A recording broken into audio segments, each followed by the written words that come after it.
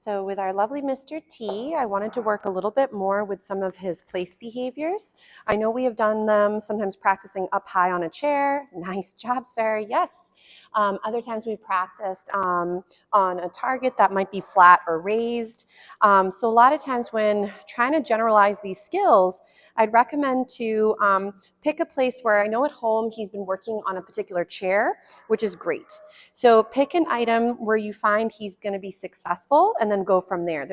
There are a lot of noises in the building today, and then we have a new doggy day school student where these two boys, Mr. Zeus and Mr. T, so Teddy, have been doing, this is now their second round of doggy day school. So ready, Teddy? Nice job. So Teddy's a little bit distracted with the new noises that are a bit more of a distraction for him compared to sometimes is a little bit quieter here. Ready? So bed? Yes. So as sometimes you're warming up with your beauties, don't worry if you're training sort of, you might have a certain agenda planned, but then it might sort of get tweaked or wiggle a little bit. So if you're finding sometimes you have days where he's doing amazing, you'll have certain days where it's not as pretty as you were hoping. So remember that training's not linear. It kind of goes in and out, and sometimes you're going in a direction you're very happy with, and then other times due to either genetics or other things that are popping up. So for example, adolescence and different behavior changes that happen through different life stages can affect behavior for down the road. Ready? Teddy, come. He says, I would really love to play outdoors. It's a very cold day though today, Mr. T. We've gone out a few times, but it's a bit chilly. So ready? We'll get a little sit. Nice. Now I'm going to go ahead and see if I can get him to sort of stay still for a little bit. He's like, no, but your shoes smell amazing. So we'll get a little sit and tell him to stay and see if we can work through some of this practice. He's like, nope, I need to go frolic. So if there's moments where your babes are wiggly worms, don't worry if it's not the easiest setup every time. So definitely having criteria, ready, that you can rotate through. So maybe I'll grab Mr. T a little chew real quick. Sometimes you can multitask it. So what I mean by that is I know Mr. T does enjoy sometimes having a chew item.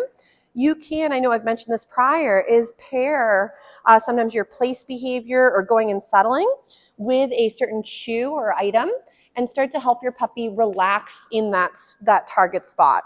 So if let's say Mr. T in the beginning is having a little bit of a harder time because there's a lot of noises in the building today, we may find that his comfort range, he has to get back in the groove. I know there was a bit of a gap between the start of last one and this one. So ready? He's like, that's delicious, but I'm not quite as interested as last time. So again, even if we're just generalizing and we're getting a little bit of placement on the target and feeding for that, it's a great start. Ready? Teddy, nice job, sir. So remember, since training's not linear, it may not be a perfect from point A to point B and then to point C. It may be where you skip a couple steps in between and eventually get to somewhere where the puppy feels comfortable offering certain behaviors or skills. Nice. So right here, we're just kind of beginning stages of working that little stay behavior because I know he's not feeling it today. Ready? So bed. Nice, yes, and feed. So I want to keep rapid fire with some of these snacks. So we're building up higher value for this really hard work today. Nice, good job, sir. I know that was a little bit of a bigger chunk. Good job. So again, we're feeding throughout to build up that duration period of holding still has value. So right here, we might feed him his last little snack. All done. Give some lovies and then get him up and wiggling. Nice job, Mr. T. Ready, bed? Yeah, nice job. Sit. Yes. So again, now we might tell him stay. He's like, oh, my brain's slightly melted. We'll get that sit. Stay.